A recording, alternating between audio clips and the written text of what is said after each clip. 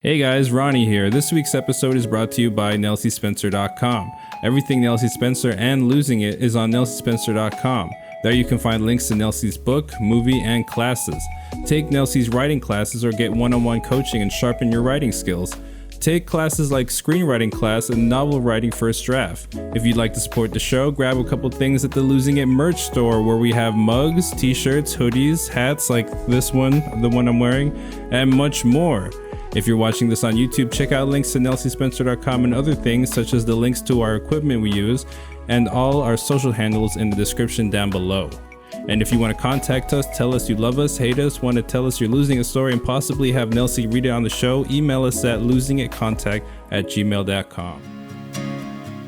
Losing it, losing it, losing it, losing it, losing it, losing it, losing it. If you got a story, we don't care if it's happy or gory, so come share your losing it story with us. Hi, everybody. Hola, bonjour. How's everybody doing? Ciao, which I think means hello and goodbye. Shalom. I'm just trying to mix it up because I always sound the same. Bring in more groups. Yeah, I'm being inclusive.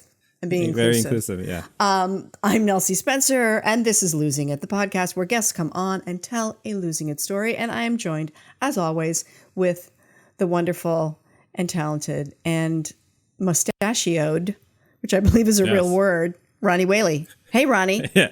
Hello. It's when a pistachio has a mustache, isn't it? Right? No, pistachio. Yeah. Mustachioed is when a pistachio has a mustache. Yeah. I think that's what it says in Webster's. Yeah. That's definitely. Right, yeah. How the heck are you? I'm good. It is so hot right now. I know I listen to these episodes and I hate to complain about the weather, but it's just I moved my computer right in front of where the sun hits all day. Oh. And I did that. Yeah. And moving my computer is a big deal. Like, it's a lot of work. Desk.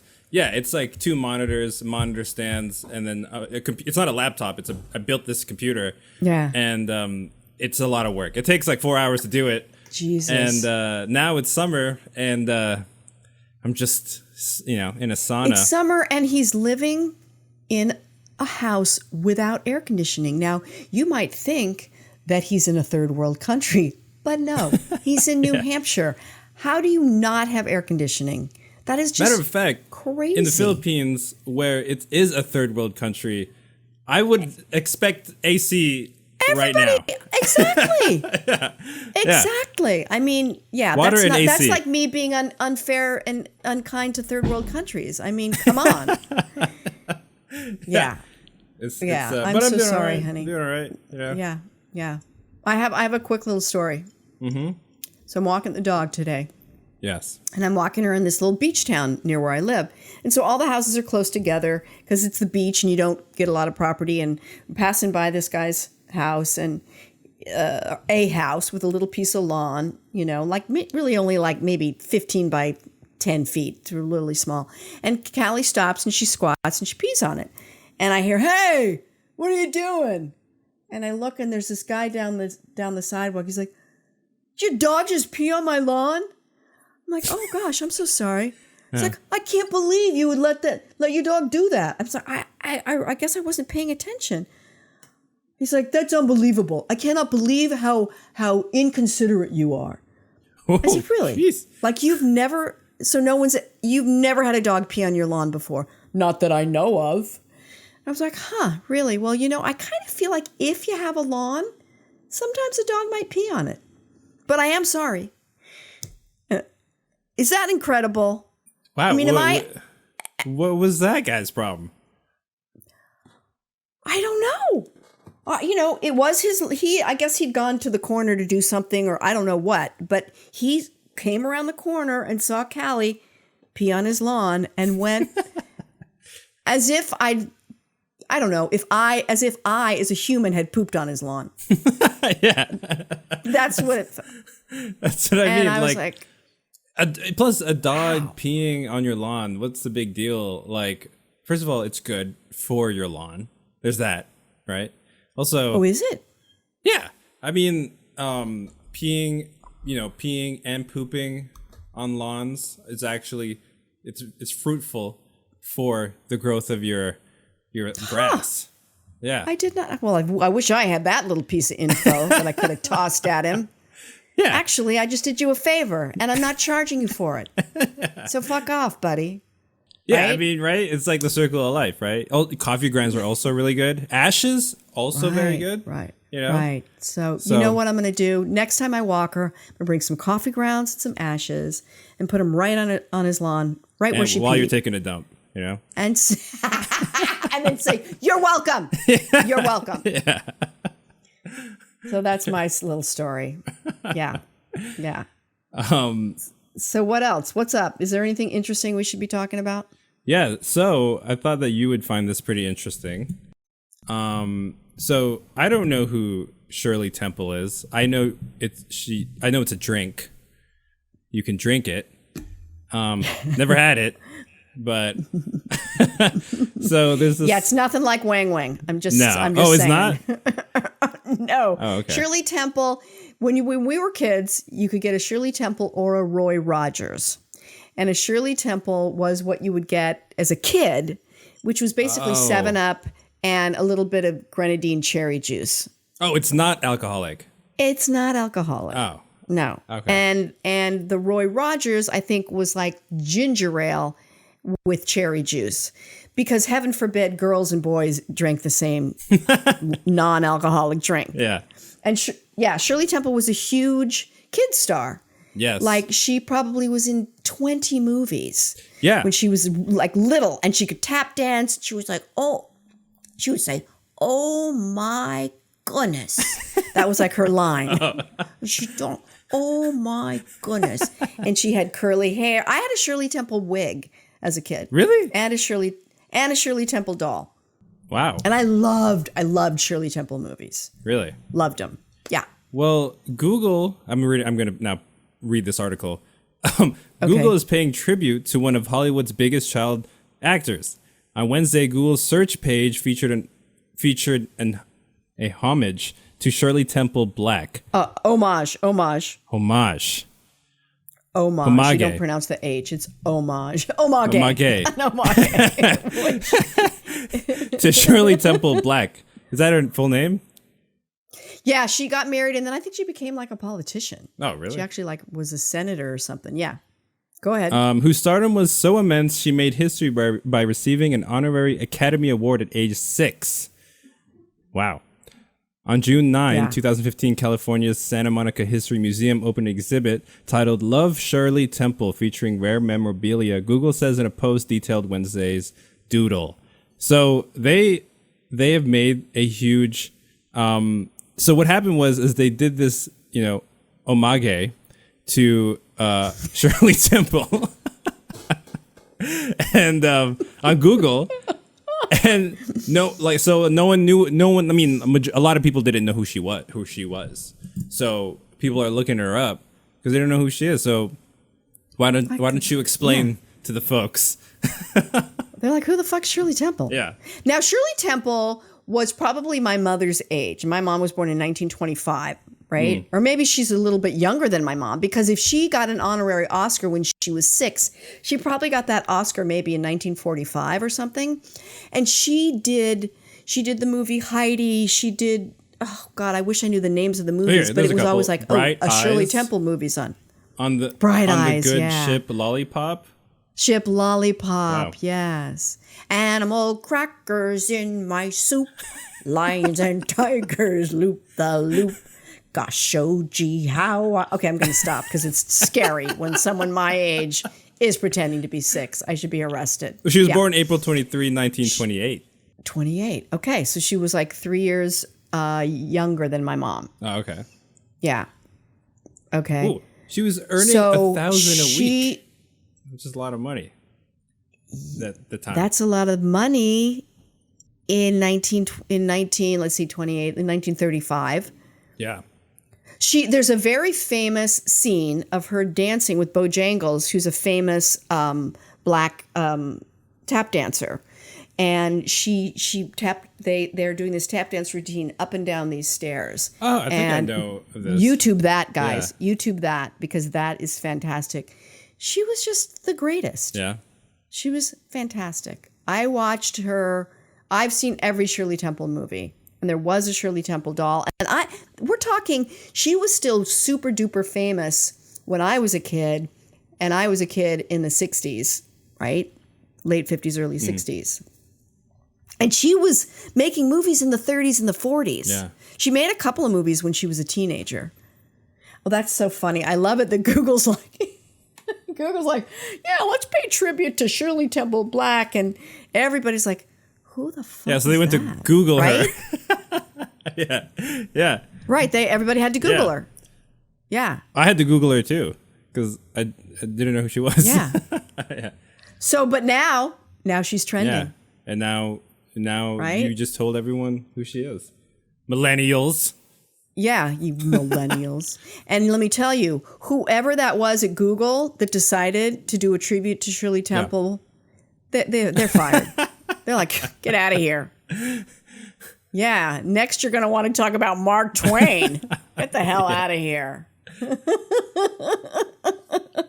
Let's do Lizzo, for God's sake. Cardi B. Cardi B needs a page. Yeah, come on. Cardi B needs an homage. Okay. Yeah. An homage.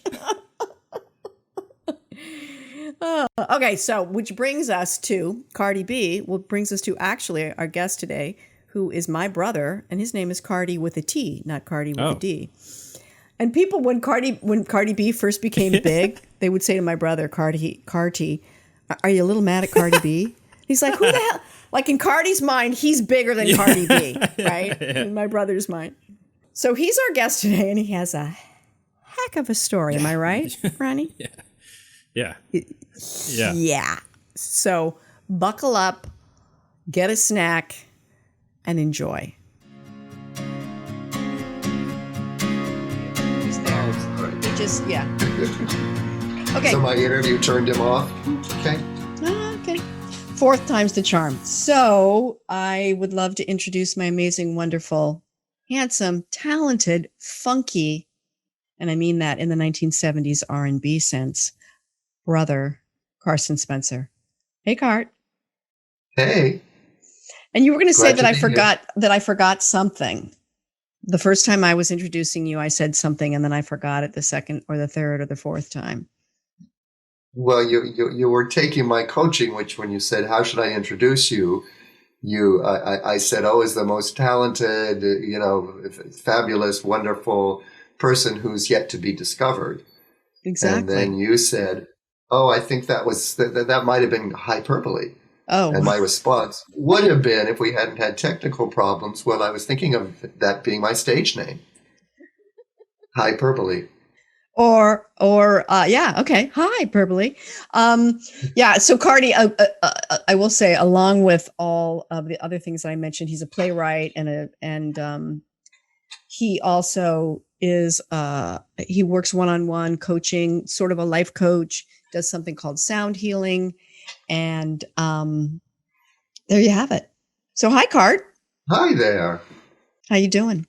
I'm doing good. I'm ready, kind of excited because I feel like I'm going to share stuff about my journey that I've never shared before, and it's basically because I want you to have a fabulous podcast. So I'm kind of taking. I'm losing. I'm losing the outer layer. I'm stripping myself naked. Now watch out, because at the drop of a hat, he will strip naked. So I'm just gonna ignore that metaphor, and we're gonna keep going. Well, before you go into your losing it story, which we are going to go into, Okay. I just want to let the listeners know a little bit about you. Okay. Cardi is my big brother. Taller and also older. He's ancient. No, he He's not. He's only 20 months older, and he's in San Francisco. And what are you doing these days, Cart? How have you been through the whole pandemic? Well, I've actually liked it because everything slowed down, and I could just take Max for his long walks. I have a Bengal kitty who's sitting right here, loves to go out on his leash, and be out in nature. And we've taken a couple of trips, and it's been interesting sitting back and watching kind of civilization fall apart to a certain extent. And it's consistent with, kind of what I've been believing as I've, sort of looked at my own 66-year journey through life, that we're in an incredible, what I'm calling an evolutionary leap, where old ideas about ourselves and who we are and how we're supposed to show up and what the world looks like, it's all shifting and changing very quickly. And as crazy as it seems, I really see it as a healing crisis. So it's enabled me to kind of step back and also focus on other things. I found some plays that I wrote years ago that suddenly in rereading them, I'm like, wow, these are really good. Why didn't I focus on these more? So a whole new, aside from my healing work that I do, and let me say that I call myself, rather than a life coach, I call myself, what I do is life path guidance and energy work, bringing the energetic body into balance and then kind of reframing our view of ourselves and how we fit into the world into what I feel is really more truthful about what's really going on. And so yeah, that's great. And I do want to mention, Cart, that I also want to mention that he's also revisiting a memoir that he started working on, 15 years ago, maybe more, that I've been lucky enough to hear some of. That's phenomenal. He's an amazing writer. And when he was working with, I had the round table, which is something that I started, long time ago. And originally it was done on like a conference call. This was before Zoom and all that. And Cardi was one of the members. We had like 6 people that we'd meet once a week. And every week Cardi shared at least one person in the group would use the words brilliant to describe it. And he's a brilliant writer. And I loved the way you talked about what you do, Cart, because that is really true. You guys know, if you listen to this podcast, that I'm often quoting him. And one of the main quotes that I use is something that you'll say to me quite often, if I call you up sobbing, which Cardi and I do call each other sobbing on a regular basis. We also call each other happy, but we do go to each other when we need help and support, and we're feeling sad. And he will not invariably say, but often say, what if nothing's wrong? Which Ronnie and I have decided should be merch. I mean, we need that t-shirt so badly. We'll of course give Cardi credit. We won't give him any money, but we'll give him credit. What if nothing's wrong? It'll be in quotes. It'll say Carsten Spencer, and and then put my website, because then maybe there you go. CarstenSpencer.com. It's CARSTEN Spencer SPENCER.com. And if you forget the spelling of the first name, just remember it's 10 cars backwards. Oh, did you just make that up? Or you've been doing that for years? Many years ago, and it's part of my abundance, that Carsten is 10 cars, and soon I'm still waiting for that abundance to come in that I could actually, and I don't think I would probably spend it on cars. What are you going to do with 10 cars? Come on. Exactly. But I do love cars. Who are you, Jay Leno? Exactly. Who are you, Jerry Jay's Seinfeld? already done it. Yeah. So I also loved what you said, Cart, about, a healing crisis, and also seeing all this that we've been going through, and not just the pandemic, but the change in leadership in the U.S. from Trump to Biden, and the crisis around race, I think a huge shift in awareness around race in this country. And I think it's more than race. It really is about letting go of our judging people of their worth based on all these different paradigms, because race is a big one that we can clearly see, but certainly sexual preference, sex. I work with so many women, and that you guys are given so much stuff that denies your basic worth and ability to show up just as you are. Yeah. And then we men get kind of an opposite thing where there's this extra power that we've got to prove ourselves, and both roles are they block who we really are. Right, they don't allow right, that to really right. blossom. Because both roles have a series of walls. It's like we're being put in this box. Well, if I'm a woman, if I'm a straight woman, if I'm a straight married woman, if I'm a straight white woman of a certain age, all of these things create boxes, and it's sort of like, am I it's like, am I allowed to wear, if something as stupid as, do I get to still wear tie-dyed pants even though I'm 64? Right? It's like all the different ways in which we limit ourselves. So I love that card. And let's not forget politics and opinions, and how we put each other into boxes if we have a certain opinion. Are you going to get vaccinated or are you not? Oh, you're an anti-vaxxer. Oh, you won't wear a mask. Oh, you do wear a mask. So many ways in which we judge and categorize people and other people, we otherness them, right? Versus, I didn't make this up, but I do quote it a lot, and I don't know who said it first, but humans are much more the same than we are different, regardless of what color we are, what our preferences sexually, how tall we are, how short we are, where we were born, what our culture is, because we all have the feelings and the desires and the sadness and all those things. So, that's what all the great spiritual teachings, that's at the base of them, that we all come from one source energy, and and that's the gift of our human experience, is that we get to choose, we get to be different. But so much of the programming, particularly for the last 10,000 years, is no, your job is to fit in. Your job is to do it right, and get the approval from everyone else out there. And we learn it very early in our childhood by what's going to make mom and dad happy. What's going to keep them, what's going to make our feeling center is present before our intellect is. So regardless of what our parents are saying, we're feeling it. And when mom thinks, oh my God, life was much more simple when this kid wasn't here, we feel that and go, oh, mom doesn't want me to be here. And whatever's going on inside at that moment, we decide this part's not acceptable. I can't let this part in. And that's what causes a lot of the angst and problems as we move into adult life, is life continues to trigger these old parts of ourselves that never went away. Yeah. And life itself is inviting us to feel the stuff and then let our authentic stuff blossom. But what happens is we blame the person who's making us feel, or we blame the situation, saying something's wrong and I have...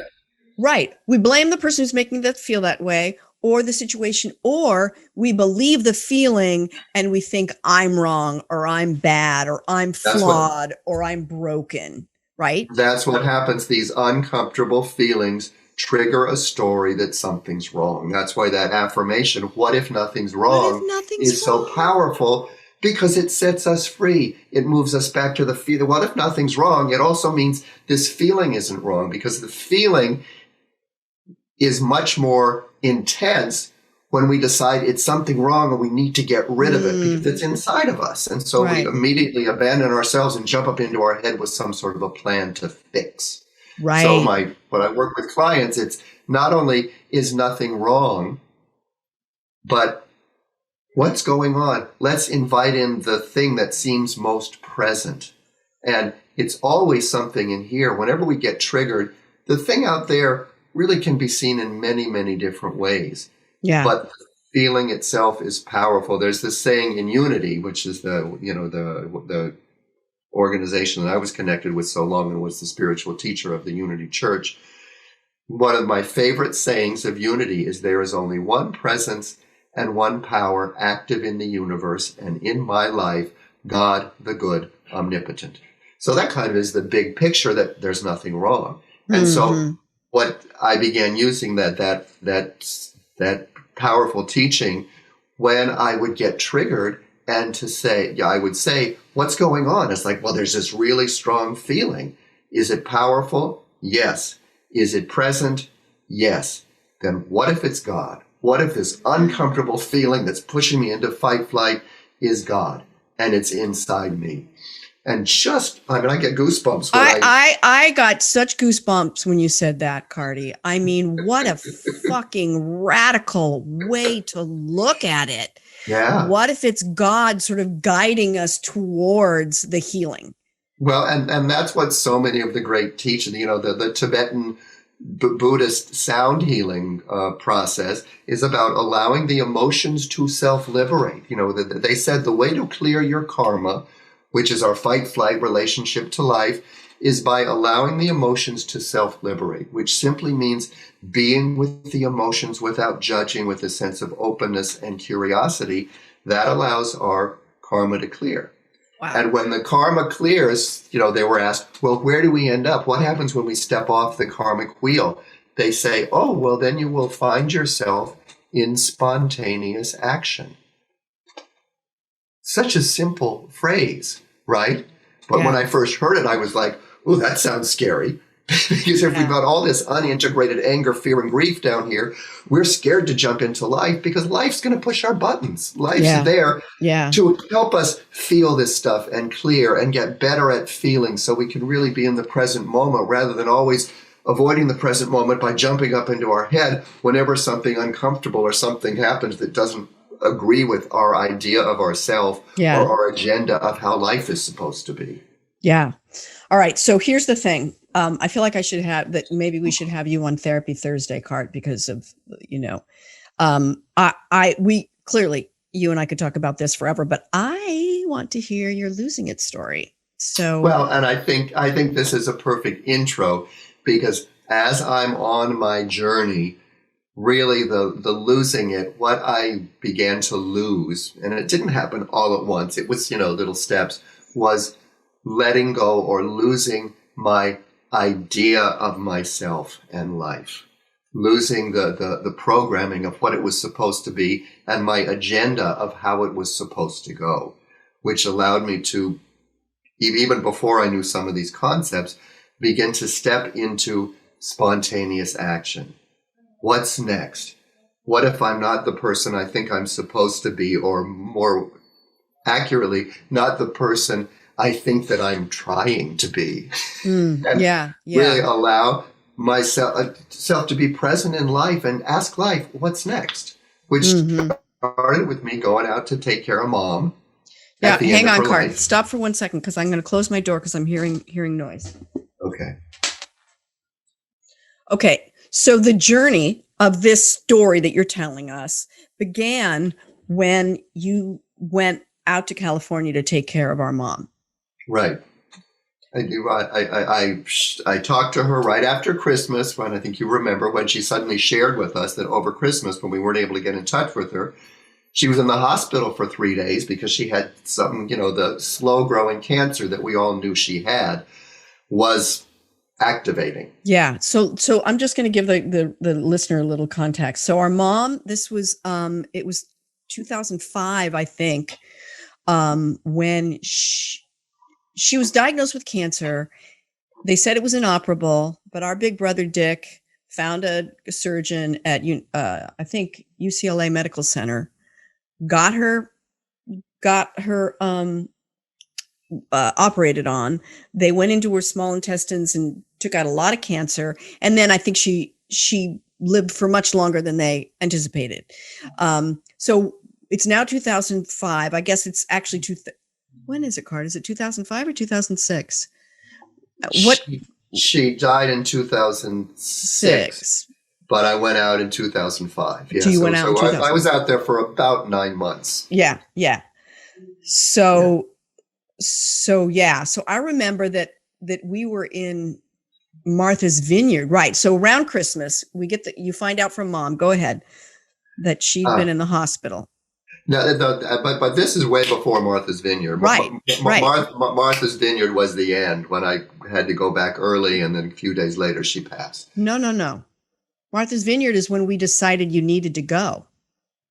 That's when we all decided that you were going to go to California. No. That was different. There was another. Martha's Vineyard was the one that Mom didn't go to because she was too sick. She was too sick to go. Remember? Yeah, but you hadn't gone out there yet. Oh, yes, I had. Yes, I had. I'd been out there for almost 9 months. Yeah, absolutely. I'd been out there. Yeah, because I remember sitting at her bedside when she was saying, I don't think I'm going to be able to go to Martha's Vineyard. Oh, all right. Well, I should stop correcting you because just so Cardi almost always gets it right. He's got a much better memory than I, so I'm not sure why. The whole thing you said about her cancer and surgery, I didn't remember any of that either. Oh, okay, so I'm good. I think maybe next time we need to get Dick on because right. He's 2 years older than both of us. He often seems to be able to. Brother number 3, the big swinging dick, as we like to put call the chess pieces in the right. Yeah. Layers. All right. Okay. So sorry. Mom, it's Christmas, and Mom, we couldn't get in touch with her around Christmas because we found out later she was in the hospital. And now you're on. So I talked to her. I could hear the fear in her voice when she sort of shared what was going on. And so I said, would you feel better if one of us was out there with you? And long pause, and our mother was never very good at asking for help. I mean, when she had her hysterectomy, she didn't tell anyone about it till after it was all over. Well, she was just like, the gynecologist, the gynecologist was like, oh, you're not using that plumbing anymore. You might as well get used to it. Get rid of it. It's like, what? Yeah, that's Mom. Exactly. So when the long pause, and then she said yes, and immediately, I think even when the question came out of my mouth, I knew I was the one to go, and it was one of those moments that kind of affirms my intuition that, I knew what was coming. There was part of me that just knew what was coming, and so I said, okay, let me talk to Nelsie and Dickie, knowing that you guys had families, whatever. And I would be the one to go. And I also knew that it was going to be clearing up karma between she and I, and that it would be an entryway into a new life. I didn't know what it looked like, but it really was my, a big thing of me saying, okay, I'm letting go of my life here in New York to move back to, the place where I had my crazy, semi-functional, I don't like to call anything dysfunctional, because if I'm still here, it functioned to get me here, but it was a semi-functional childhood, which, is another podcast. It was an adventure. And what if nothing went wrong? All right, I'm going to have to meditate on that one a little bit. Yeah. No, and I actually do think that so much more than I ever could have thought, like even a year ago. What if nothing went wrong? And one of the things I work with so much with clients is we invite in those resentments and regrets, because there are always places where we've told a story that's kept an uncomfortable emotion stuck. And when we can open to those resentments and regrets, number one, feeling the feelings around them, because a resentment is always you did me wrong. And a regret is I fucked up or I did something wrong. Yeah. And so when you can look at it, and anyway, this is for the more on that therapy, later. Yes. Therapy Thursdays. So anyway, I went out to take care of Mom, and it was really me letting, my goal each day, or my, desire was to show up as best as I could for Mom and for myself, because I've learned enough by that point, being the yoga teacher who'd worked with a lot of private clients and, taking people on retreats about getting into your balance and trusting your own energy. I knew that to be there for Mom, I had to take care of myself. And taking care of myself, an awful lot was doing what I needed to do for Mom in the morning, to get her to the doctors, make sure stuff was done, and then get myself to the beach. And there was a lot of cannabis, because it was, you could get a prescription out there, and that just helps, sort of calm me. And wine coolers, I discovered, because I never was much of a drinker. All right, so I'm going to just slow you down for a bit. So Cardi and Dickie and I grew up in a place called Palos Verdes Peninsula, and it's in California, south of Los Angeles, south of all those Manhattan Beach, Torrance Beach, Redondo Beach, and it's a very beautiful very beautiful place to grow up. And I would say it's a lovely, lovely place to have a incredibly challenging To childhood. live through hell. To live through hell. And what if nothing's wrong? So at the time, Mom, and she was living in this apartment for probably the last 10 years of her life. She lived in this apartment that had a view of the Pacific Ocean. Because Rolling Hills, as you can imagine, was very hilly. So Cardi went out there and he got an apartment in the same complex where she had an apartment. And actually, mine had a view of the ocean. Hers didn't. No, you couldn't see the Pacific. There was a peekaboo view. Oh, do you see how he's competitive with Mom? Do you see that? I just like to get the facts straight. That's all. I had a better apartment. That's all I'm saying. That's all I'm saying. which once I went out there and I spent like the first couple of months fixing things up because I had a certain budget from my brother who didn't go down and take care of her, but he had the money to kind of help me get set up. And when Mom came over to look at the apartment, I didn't find this out till later, but her comment to one of her friends afterwards was, well, Cardi's decorated that place to within an inch of its life.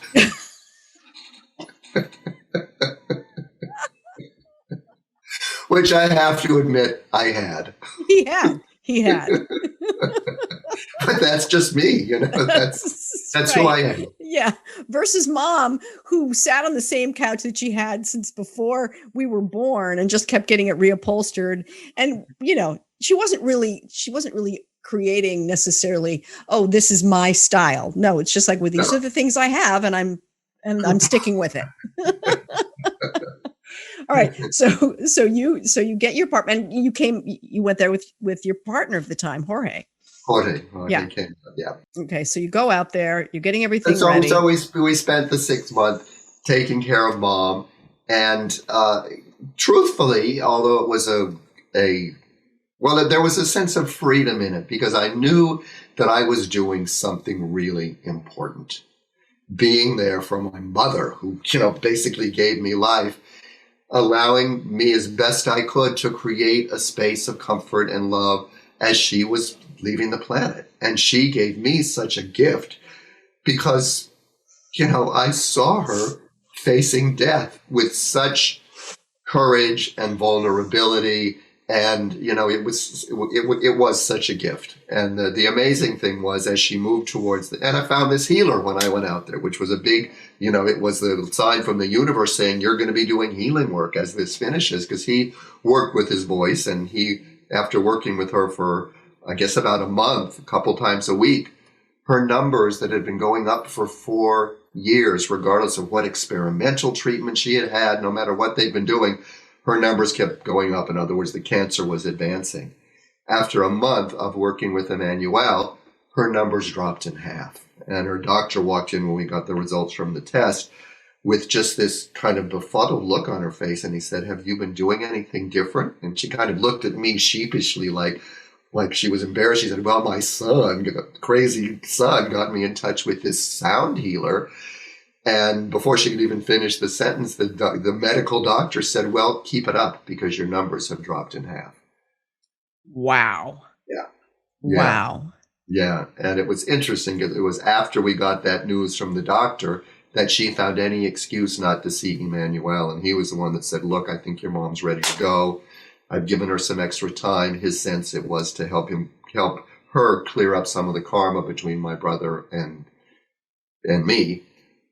Which I think probably happened. I think for me, a lot of it was being able to find the person who really made a difference. Not that there's any competition here, but that my brother with the Vedic vibrations and all the stuff that he did really did nothing. But I found this healer that made a huge difference. So that kind of felt good for me in the competition. Yeah, because Dickie and Cardi are, Dick's the oldest and they're very different. I mean, we're all more alike than we are different, as I said before. But Dick was very, he was in finance, he was an accountant, and then he was a hedge fund manager. And he very much took a very traditional route and was very financially successful. And, he was the oldest and Cardi was the middle. And I think that when there are two siblings of the same sex, there's, sibling rivalry is just going to come up. And so I think. Well, and I think this goes back to what we were talking about earlier about what's shifting on the planet, the way of, all the different ways we identify ourselves, and the world puts us into categories. And the second born son, traditionally, especially like look at England and stuff, they're like the shit compared to the firstborn son, with inheritance and everything else. So those patterns are still present. So anyone who's listening, I invite you to, just stay open to where you fall in the birth path, and just an awareness of it helps to set you free. It helps to say, okay, well, that's what was programmed in me, but I don't have to buy into that. I don't have to believe that. And that can be very powerful. Yeah. So anyway, where was I? You were, Emmanuel came, her numbers went in half, but then she really wasn't going to interested in it because she found any excuse, right. And so Emmanuel said she's ready to go. So we kind of let go. And, not long after that, she passed. We were actually at that retreat in Martha's Vineyard when we got the call that you're right. She's not doing great. She had to go back to the, she was explaining what was going on, and the caregiver that we had there was kind of doing what she could. But after I heard what was going on with Mom, I said, put the caregiver on the phone. I said, go to the next door neighbor who was always, on top of things, and get Mom to the hospital. That's where she needs to be, and I'm getting the next plane home. So, and of course, at that point, I was partly pissed off because this was my vacation too, and I don't want to go back or whatever, and I was pissed off at Diggy or whatever. But anyway, went back, and 3 days later, she died. She passed. You came out, Mary came out, we were all there, and she passed. And I found myself after, preparing for the memorial, clearing out the apartment, all the stuff that I needed to do. It was just what's next, did all that stuff, took a couple months, and then Jorge and I broke up. We decided to go our separate ways. So I didn't want to go back to New York. He wasn't really happy out there. And, it was one of the hardest decisions of my life, but I knew that it was right. I remember when I woke up the day that I was going to drive him to the airport, I woke up with this splitting headache. And you guys had been together for how long by then, Cart? 8 years. 8 years, yeah. 8 years. And, we loved each other. I still do. He's going to come out and visit in the fall. And I'm the godfather of his niece. He's coming out with Julia and Veronica. Oh, nice. So drove him to the airport. And I remember after I dropped him off, driving home and the tears coming, and the tears helped to clear the headache a little bit. And being back in my stomping ground, my formative years where I was free. There's this song by Third Eye Blind called Motorcycle Drive By, and one of the lines is, I've never felt so alone, and I've never felt so alive. And a friend who I met at the theater that I got connected with after Jorge left and Mom passed, shared that song with me. And when he played it for me, same thing. I was like in tears. I'm going, oh my God, this is my life, because it was so true. But that first day after I dropped Jorge off, I went to Port Sacal. You'll remember that, just because it was a place of happiness when we were the kids. My dad used to take us there on Sundays sometimes. It was a nice place with him. There are lovely shops that we love to go to. Port Sacal is in San Pedro, and it's right in the harbor. It's right on the water. The LA harbor is in San Pedro, and it's a very big harbor. And the Palos Verdes Peninsula is part of what makes that huge harbor. And they had all the shops at Port Sacal. So they have all these shops. And when we were kids, we'd go there.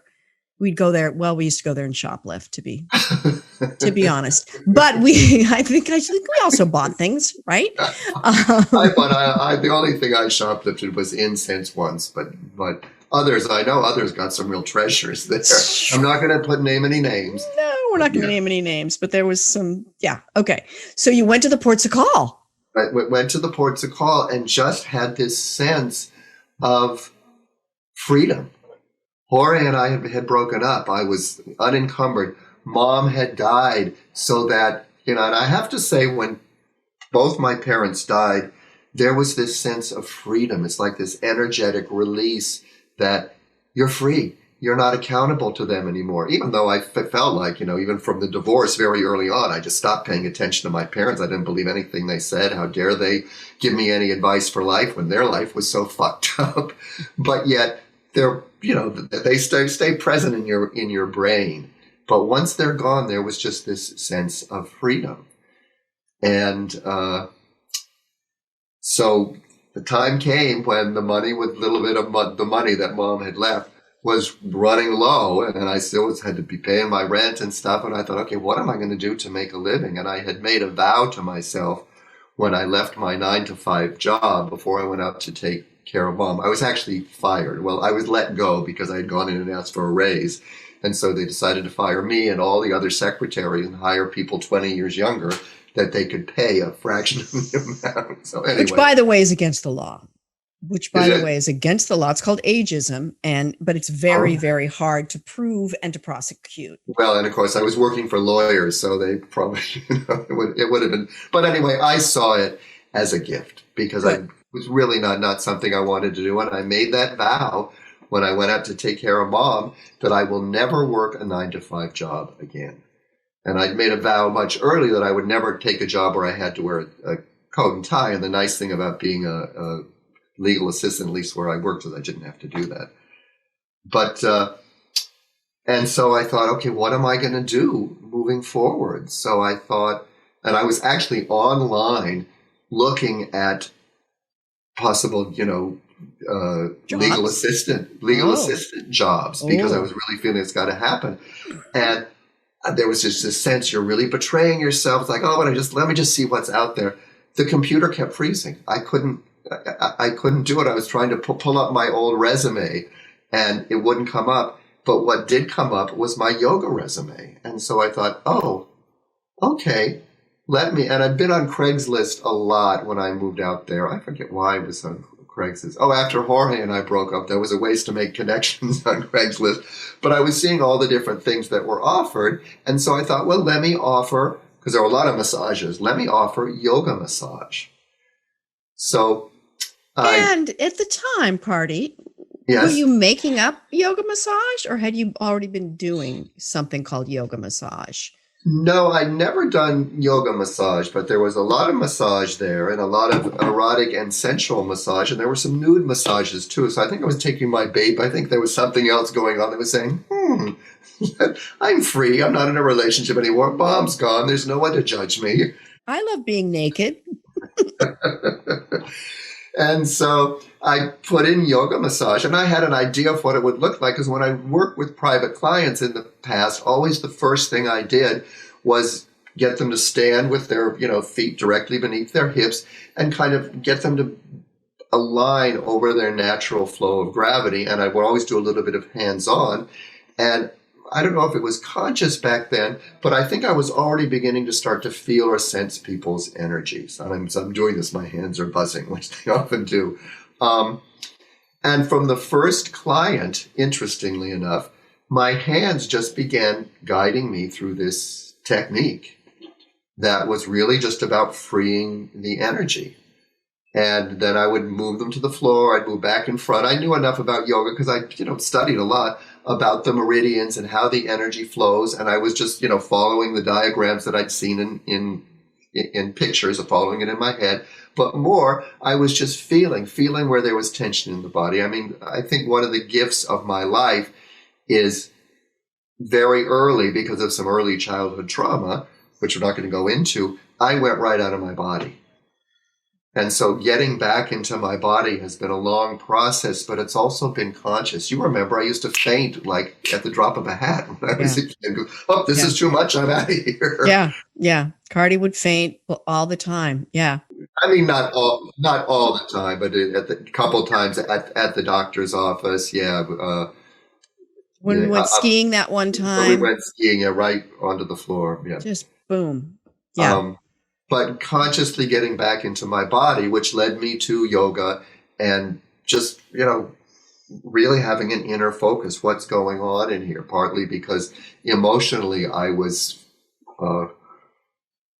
traumatized, I guess is the word I will use, which, I think a lot of us are. But it also, and Mom was like this. She used to share that she was always taking her emotional temperature. You don't remember that? Yeah, I don't. Yeah. I don't. Yeah. So I think I got it a lot from her, and I think partly we carry stuff in our DNA that we get from our parents, and it's come up a lot during my life. I think the fact that Mom was so premature had a lot to do with how much tension there was, how easily she could go from being really a very sweet, loving person to just pushing you away. Yeah. Our mom was like 2 pounds, 7 ounces or something when she was born. She was extremely premature. They kept her in a shoebox and fed her with an eyedropper. It was before any of this neonatal, prenatal thing. It was a miracle that she lived, really. Yeah. And she grew to be like a fantastic 5'7", beautiful, athletic woman, but she was very premature. Yeah.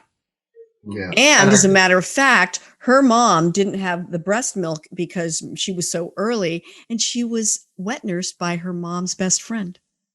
I didn't know that. Yeah. Yeah. And which best friend? It was Nana had that friend that we called Aunt something, and she had Katie red McCauley. hair. Aunt Katie McCauley. Aunt Katie McCauley. Cardi, you go on to the bonus round. Ding ding ding ding ding ding ding. Well, yeah. It just made sense to me because the one time I met her when I was out visiting Andy and Tina. She offered you her breast? And I'd say, she did. And I had probably the only long, satisfying suckling time of my life. 9 years old. No. But she just had this gregarious, she had this personality that would say, her energy was very free and flowing. So it just would make sense that, Yeah.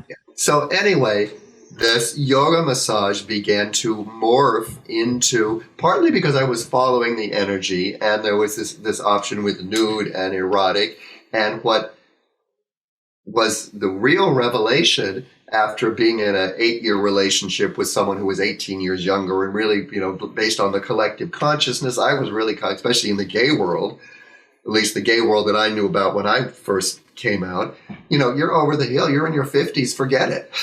Well, I'll tell you, I was quite popular with some, from my point of view, just these really very hot guys.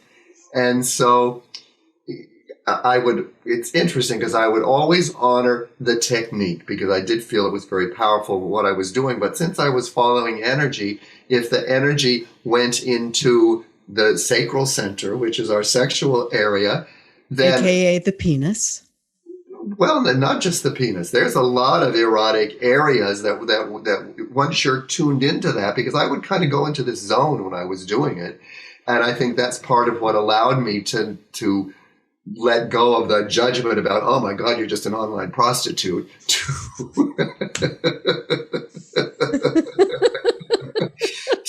No, I'm letting the Lord lead me. I'm following the energy. I don't know. I feel like that's the title of a musical. I'm just an online prostitute.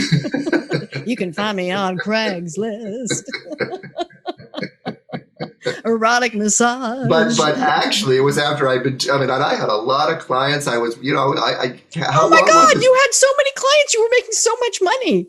Well, and I remember when Dickie was saying, "Oh, have you seen the Love Guru?" Blah, blah, blah. And I said, "No, but I've seen the ads." And what a bunch of bullshit! I said, "I'm living that. That's just a movie. I am the Love Guru." Have you met my brother, the Love Guru?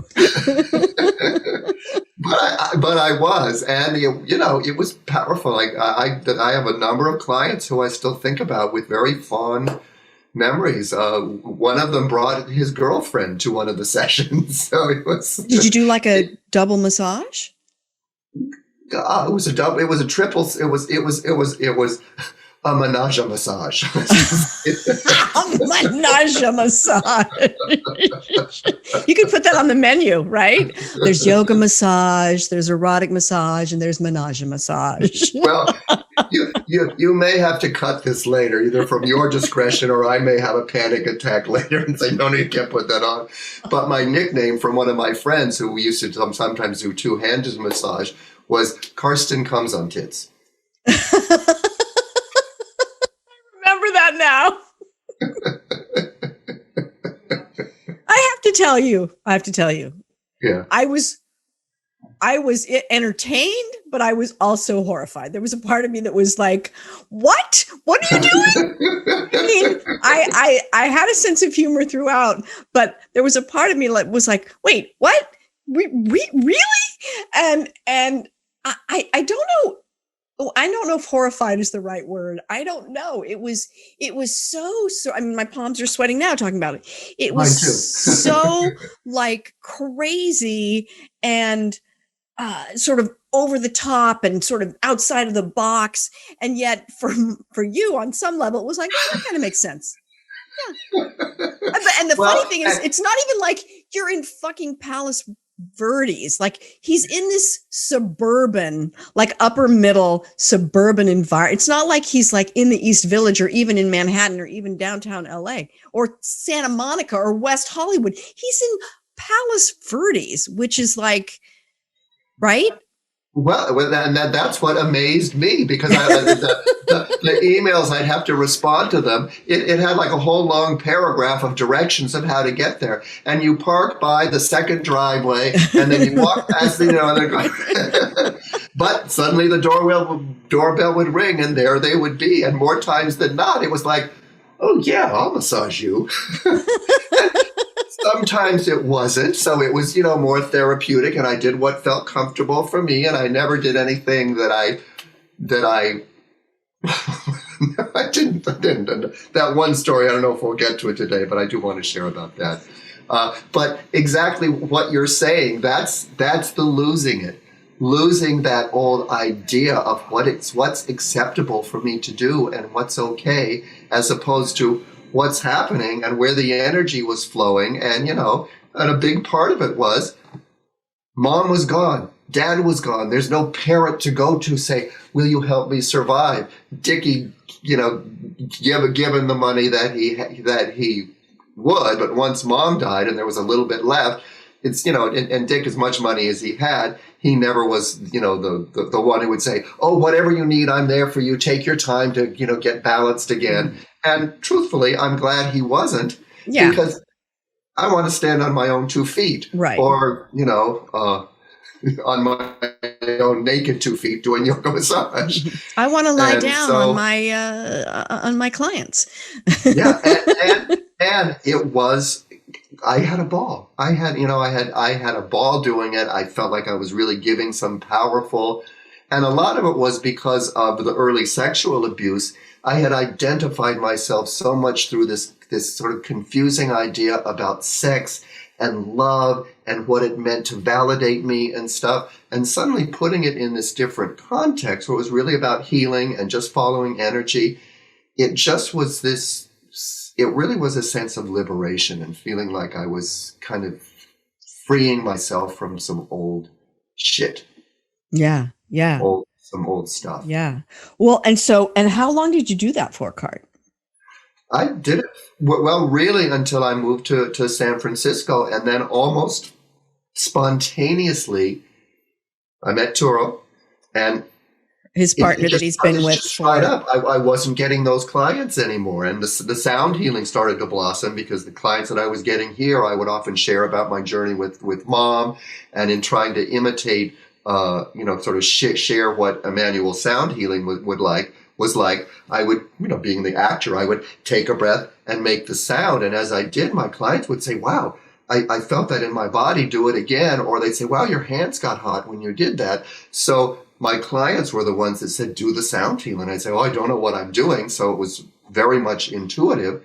And then about a year after that, Emmanuel showed up again up here in the area. And we used to go into the forest, into the redwoods, because he said that helps you learn to listen.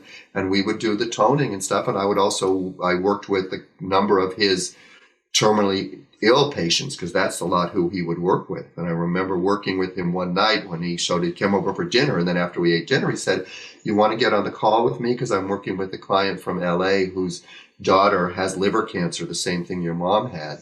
And so we got on the phone with the father, who was there in the room, the hospital room, with the daughter, and we began toning. And Emmanuel would just, encourage me to just, trust and do whatever tones came in. And we were doing the tones, and I was kind of feeling it, and you do go into this zone. And then all of a sudden, Emmanuel stopped and started yelling at the poor man. And he said, "Look, you've got to get it together. You're crying so hard that you're not able to be the conduit for your daughter. Stop crying. We're sending healing energy. Let it go." And I'm going, "Why you're yelling at the father?" But as soon as he did that, and the toning started again, and I was kind of feeling a little bit apprehensive, because he does these big, huge, deep chest voice things. And I was feeling this tightness in my throat. But once he yelled at the father, something released, and I just let go. And then for 45 minutes, we were just, "What?" I was doing some of my high notes too, and you would hear these kind of vibrating tones when I would hit one and he would hit the other. And by the time we finished, I was feeling this pain in my liver down here, and he was ready to go. Him and his wife and their daughter were leaving, and I'm going, "Well, Emmanuel, what do I do with this pain? I'm not feeling good." He said, "Transmute. I taught you how to do it," which he did. And so after he left, I tuned into those practices. I did my own healing, and I ended up going into this space where I don't even know how to describe it, but it was just, I felt like my whole skin was vibrating, and that I was part of the room, part of everything around me. And I remember coming into the bedroom here, lying on the bed, and just laughing hysterically with this just joy that was flowing through me. And I didn't fall asleep till I think 4 a.m, just in this blissful place. Wow. And that really felt like kind of opening me up to really start to trust the energy that was flowing. So it was sort of like, I'm just looking at the time, and I want to make sure that we honor the yoga massage story and sort of come, and I think that I feel like it got a little bit rushed, but you came to a sort of organic end in that, right, Cart? Well, there were a couple of things. One of them was meeting Turo and just feeling, I remember the night that I was lying in bed with him, and he'd already come down and helped me move up. I mean, I put that ad on Adam for Adam, which was my gay chat hookup site. That's kind of worldwide. And I posted myself in San Francisco and said, "Hey, I'm coming to the city. Who wants to show me around?" And I got a couple of hits that didn't interest me at all. But then I got this hit from this guy named Turo, who said, "I'll show you."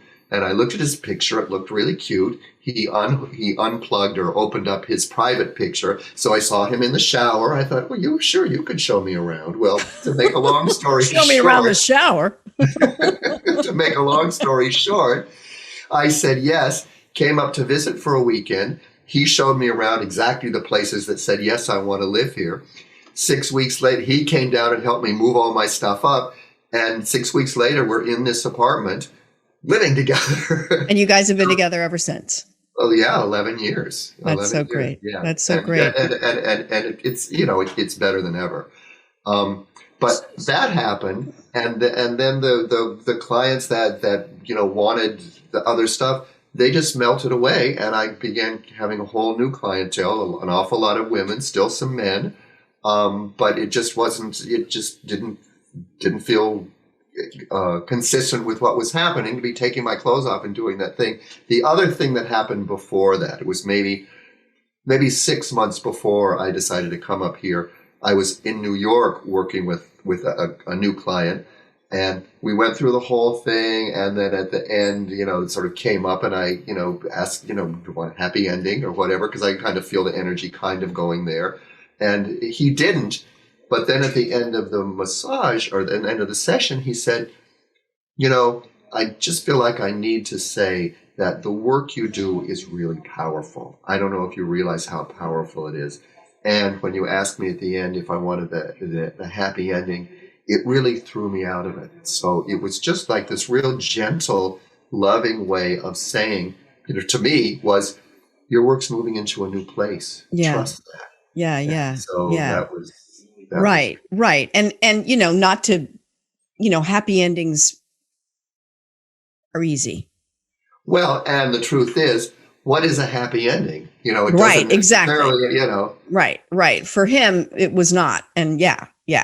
So that's fantastic. So in terms of losing, Cart, you talk, just, give me like 2 or 3 sentences about what that journey, what you lost. Like you were talking about letting go of layers and maybe ideas of yourself and ways. So in a big way, I let go of an idea of who I'm supposed to be. And with that, so much self-judgment. It was really like, if I'm letting go of the idea of who I'm supposed to be or who I'm trying to be, or, and just allowing myself to be present with what is, not just in here, but also kind of where the energy is. Oh, yoga, let me try that. Well, oh, this feels good. Just being with it. And I'm not that those judgmental, just like you said, when I shared with what I was doing, you're like, oh, that part of me was still there. But this other part was really beginning to blossom. And with it, also working with so many other people, also coming from that, or opening to that energy of sexuality, where, in this society, there's so much shame and misunderstanding, especially around 2 men. And I have to say, I had so many, quote, straight married clients, people with girlfriends. I mean, that was, and I think partly because, everyone is drawn to certain connections. And I think a lot of people don't get that close intimacy touch that may even include some sexual energy with other men. There's so much fear around that. And to be able to come to a place where it's encapsulated, it's not about making all these bargains that it's so connected with sexuality and male-female relationships, and male and female. Yeah, exactly. I mean, There was just this liberation. So letting go of self-judgment, but the gift of letting go of self-judgment is you also, here's Toro, hello. Hi, Toro. Hello. I also found myself, judging other people so much less because I was working on such an intimate level that's not intellectual, that's just feeling the energy. And I used to share this with, I continue to share it with clients, even as my work has evolved and, we're not doing the nude thing anymore. There's always a moment when I work with people that I fall in love with them. Because the resistance, all that other stuff melts away. My intention is always just to create a space of acceptance and non-resistance. And so their defenses are able to float away and you're able to see who's really there. And you see the fact that we are so much the same. We're not different. We are all coming from the same place. We all want connection and validation, to be seen and accepted for who we are, not who we are trying to be or having to prove ourselves. Yeah. Fantastic. Good, Cart. Wow. Thank you. That is such a great story. I'm really glad you shared that one, Cart. And I do feel like it could have been a 2 or even a 3-parter. But if people want to hear more, let me know, because I've got some stories that they'll definitely be going in my book. But as I think we end with 3 questions. Oh, I had forgotten that. The first question is there something that you hope to lose in the next year? Fear. Excellent. And is there something you hope to gain in the next year? More, I was going to say self-confidence, but I think the word is more self-trust. Good. I love that. That's great. And is there something that you hope you never lose?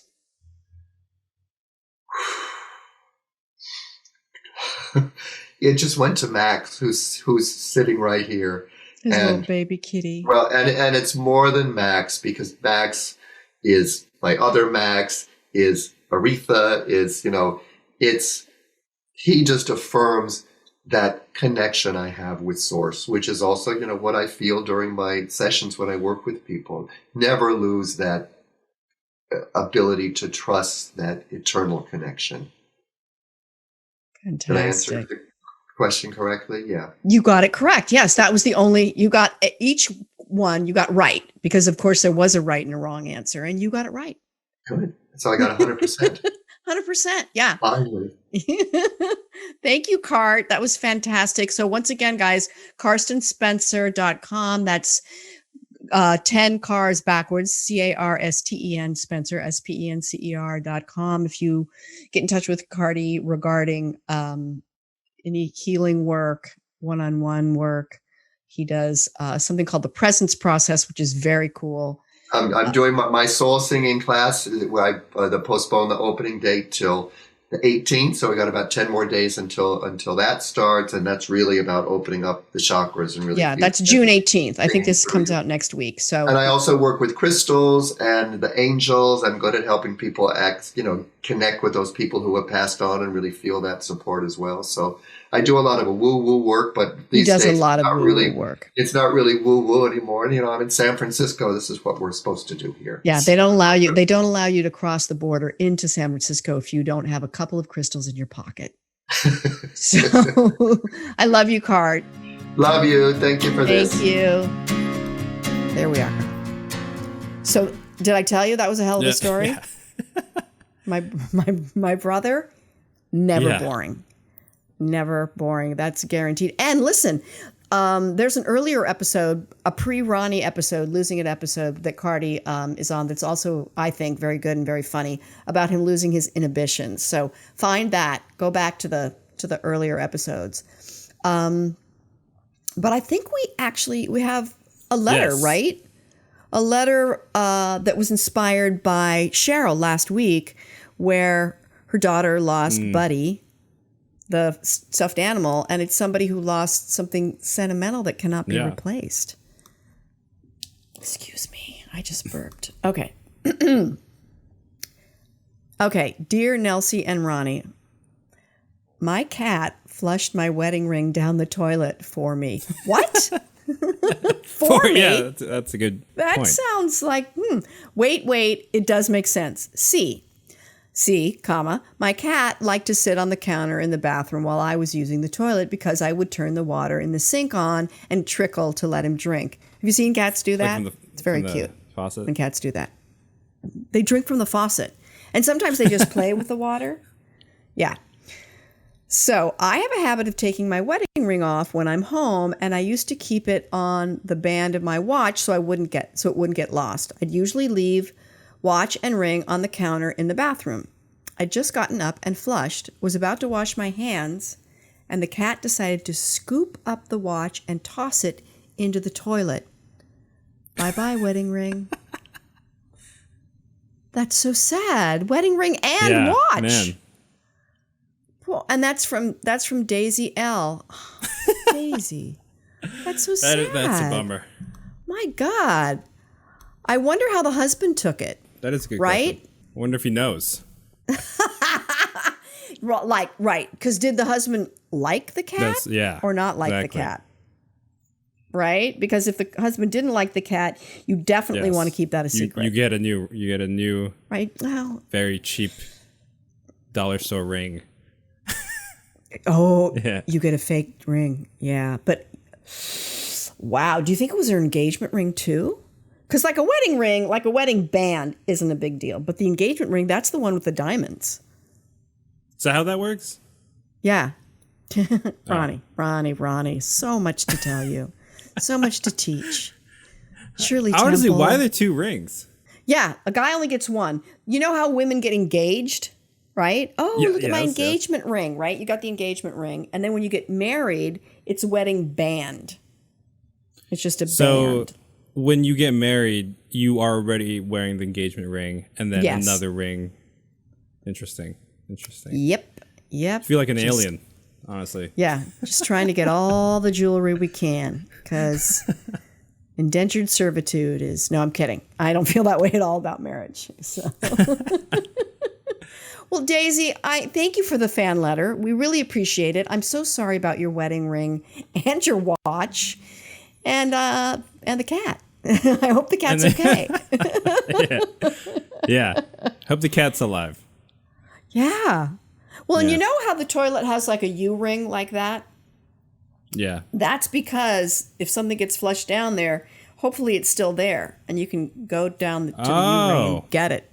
Is that true? Is that really what that's for? Yeah, I think that's why that's there. Listeners, plumbers, if you're listening, let me know if that's our not huge true. plumber audience. We have a huge plumber following. Plumbers love us. For some reason. I don't know. We don't know why. We don't know why. We don't have the answer. So, I think we did it, guys. We're thank you for listening. Please rate, review, and subscribe. You can. Okay, first of all, I'm going to let you. Right. God damn it! Every time, and the funny thing is, I'm like, I know I'm forgetting something. I know. I was gonna wait. I was gonna wait. You're gonna just because it let happened. me hang myself. It happened like 3 weeks in a row. But happens every time. I hated to be the person to do it every time, but I'm the only one here. You're the only one that can stop me. Okay, so so cut all that out, Ronnie. Okay, so before we say goodbye, and the funny thing is, I'm like, we get to say goodbye already? That doesn't make, something's wrong. Something's off. Despite the fact I know that something's off, I can't figure it out.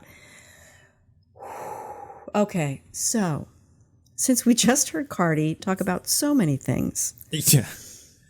Peeling the onion, letting go of his idea of himself, letting go of sort of limitations about how he saw himself. And nude yoga massage. I don't know. What are we asking for, Ronnie? It's hard to put a finger on it. It's hard to put a finger on it. Why do we do yeah, go ahead. Go. No, you go. I was going to say, if you had some feeling of liberation, okay, as a result of, like, for Cardi, it was breaking up with Jorge and my mom dying, our mom dying, which suddenly gave him a feeling of liberation, and he was able to, I don't know, explore things that he hadn't explored before. Yeah. So, Ronnie's like, yeah, like the look on his face is like, yeah, he explored some shit. He definitely explored some shit. Yeah, he explored a lot of things. Yeah. Just the innocent boy from the Philippines, just being tossed into the middle of this degradation and debauchery. When he started yelling, what was his the toning? The toning. Yeah. That woke me up. That woke me up. Right over my head. I haven't done it. I'm sure that if he did sound healing on me, I'd feel something. But yeah, caught my attention. Yeah, right. Yeah, I don't know, but people swear by it. He has clients that adore him. Oh, yeah. I adore him, but he's my brother. But he's good at what he does. So if you've had a liberation as a result of a loss, and you've sort of found something new or discovered something new or explored something new, tell us about that, guys. It's pretty good. Tell us about that, right? Yeah, I like that. Mine was bad. Yours was bad. I was going to be like, you have a brother's story that's funny. It's like, no. No. Just stop talking. That's shocking, perhaps? That's surprising? Yeah. Yeah. Surprising. Yeah. Surprising. Yeah. All right. So there you go. You got some options, guys. You can contact us at losingitcontact@gmail.com. Okay. You can also contact us there if you have a losing it story that we might read on the show, or if you want to just tell us how much you love us or that you don't like us, or if you're a plumber and you have some information about that joint on the toilet. You can always DM us on Instagram at Losing It Podcast. You can subscribe. Please rate, review, and subscribe, whether you're listening or watching. If you're watching on YouTube, subscribe. Okay, guys? Thanks. I'll send you a quarter if you do. And if you're listening, you can subscribe on iTunes or Stitcher or wherever you listen.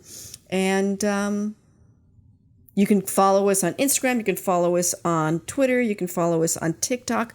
We are everywhere. Yeah. Right? Yes. Did I do it, Ronnie? Did I do it? You did it the most there. That was the most I've ever seen you do it. The most. The best ever. And hey, check us out. Check out Therapy Thursday, because that is also a lot of fun. That comes out every Thursday. sponsored, hosted by us, and me, Ronnie, and Heidi have a lot of fun. And you know what? You might even get some tips about having a better life. Yeah. All right. I think that's it. I think that's it. Yeah. You're about to say it. You're about to say it. Don't poop in the ocean. Okay. I didn't say I think we did you were it. about to. You were about to. And then I did. Don't poop in the ocean. Goodbye. Losing it, Say goodbye, losing Ron. it, losing it, losing it, losing it, losing it.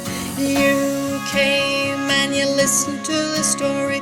I hope so much that it didn't make you sorry, and I hope so much that you'll come back again. Losing It, hosted by Nelsie Spencer. Produced by me, Ronnie Whaley. Theme song by Hunter Williams. Follow us online on YouTube, Instagram, Facebook, Twitter, and all podcasting platforms at Losing It Podcast. Viewers can email Nelsie with questions or comments about life, writing, comedy, or even your own Losing It story for a chance to be on the Losing It Podcast at losingitcontact@gmail.com. For everything Nelsie and everything Losing It, visit us at nelsiespencer.com.